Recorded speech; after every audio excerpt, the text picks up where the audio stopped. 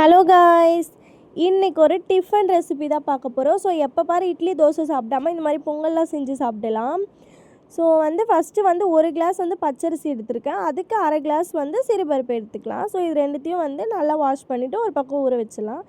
இப்போ குக்கரில் 2 spoon key விட்டுக்கலாம். அதில் முந்திரியை வறுத்து எடுத்து தனியாக வச்சுக்கோங்க. இப்போ இது கூடயே 1 ஸ்பூன் மட்டும் ஆயில் விட்டுட்டு மிளகு சேர்த்துக்கலாம். அது கூடயே ஜீரகம் சேர்த்துக்கலாம். அப்புறம் அது கூட கருவேப்பிலை ஆட் பண்ணிக்கோங்க. இப்போ இதை நல்லா வதக்கி விடுங்க. இது கூட இஞ்சி ஆட் பண்ணிக்கலாம். இஞ்சி துருவியும் நம்ம சேர்த்துக்கலாம். நான் குட்டி குட்டியாக கட் பண்ணி தான் ஆட் பண்ணியிருக்கேன்.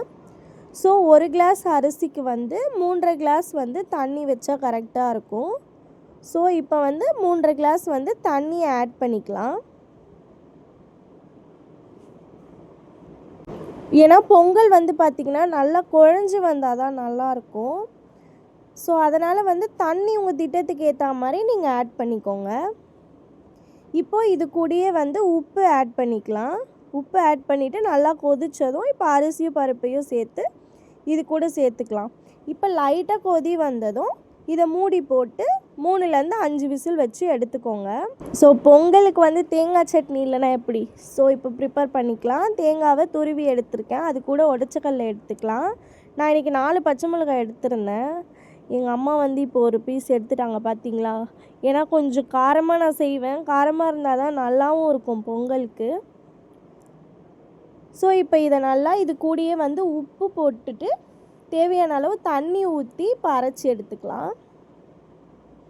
இப்போ அரைச்சாச்சு. இப்போ தாளிப்புக்கு கொஞ்சமாக எண்ணெய் விட்டுட்டு கடுகு போட்டுக்கோங்க. கடுகு இப்போ நல்லா பொரிஞ்சதும் அது கூட கருவேப்பிலை ஆட் பண்ணிக்கலாம்.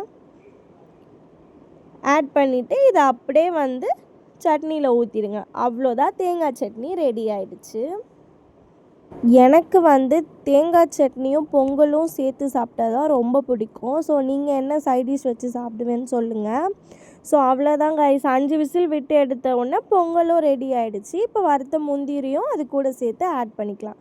இதில் இன்னொரு ஸ்பெஷல் என்னென்னா, ஸோ என்னோடய பார்ட்னர் எனக்கு ஒரு டின்னர் செட் கிஃப்ட் பண்ணியிருந்தாங்க யூடியூப்காக. ஸோ அதில் இந்த பிளேட் வந்துச்சு. 4 பிளேட், அதுக்கப்புறம் 2 பவுலு, அதுக்கப்புறம் 4 கப் இருந்துச்சு. க்யூட்டாக இருக்குல்ல டிசைன்.